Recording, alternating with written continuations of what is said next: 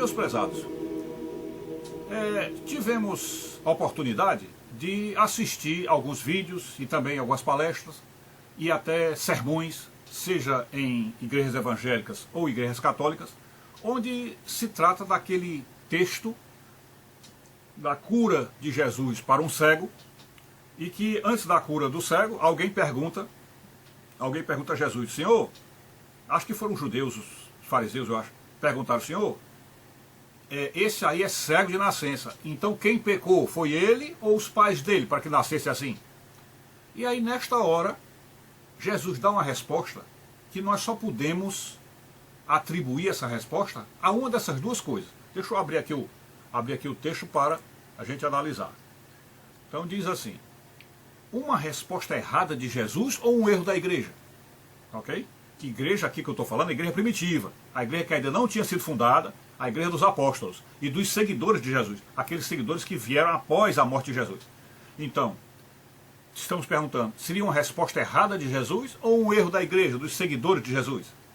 Porque a resposta que Jesus deu, quando perguntaram se foi um erro do cego ou dos pais do cego, para que ele nascesse cego, é uma resposta absolutamente incorreta do ponto de vista teológico.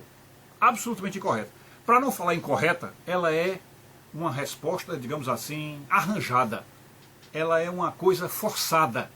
Ela é como se fosse uma resposta que inventou a maneira de enaltecer Jesus naquele momento, talvez justamente porque era um diálogo junto com os fariseus, e era necessário que a figura de Deus em Cristo, a divindade de Cristo, ficasse patente perante aqueles homens hereges, ou aliás, aqueles homens fariseus que estavam ali, daquela religião judaica mais radical.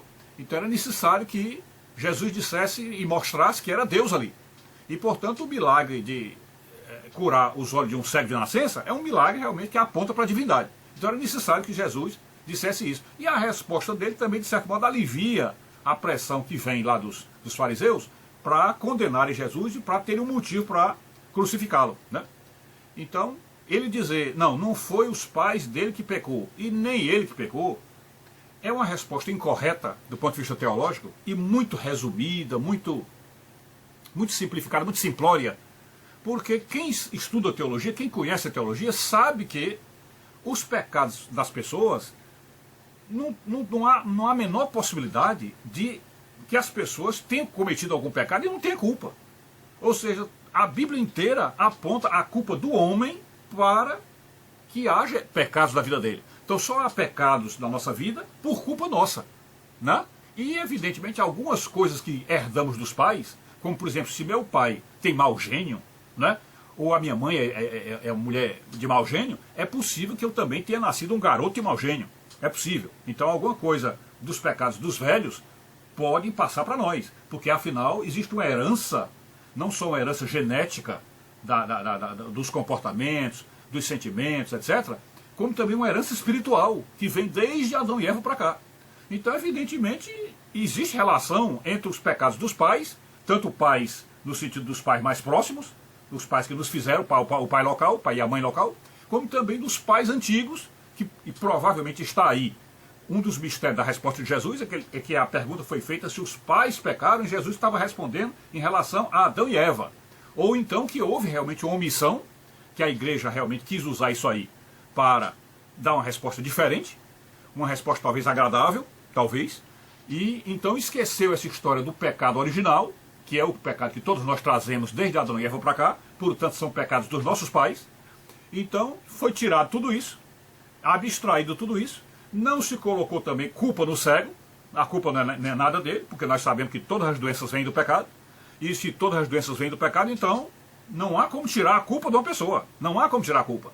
Então isso aí é um caso clássico de culpa trazida por pecado original, porque se foi uma criança que já nasceu cega, não tenha dúvida que isso aí é efeito do pecado original, portanto culpa da criança e dos pais.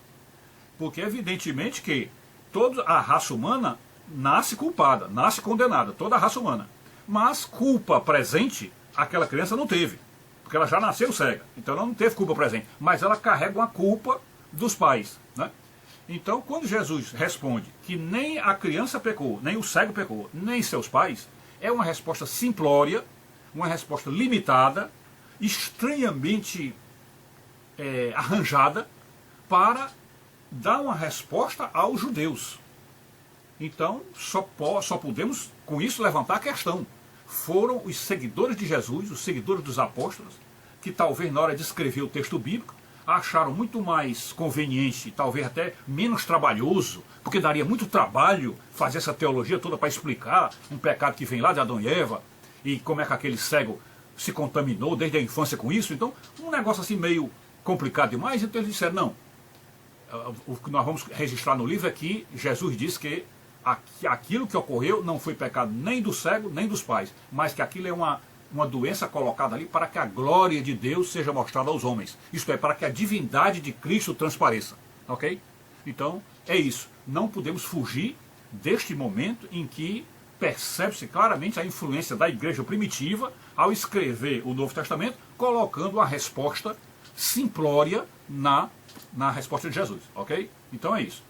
Não há outra conclusão a tirar a não ser esta. Ok? Porque teologicamente falando, todos os pecados de hoje têm origem em Adão e Eva e também na própria pessoa que o comete, ok? Como também todas as doenças, ok? Então é isso. Fiquem com Deus.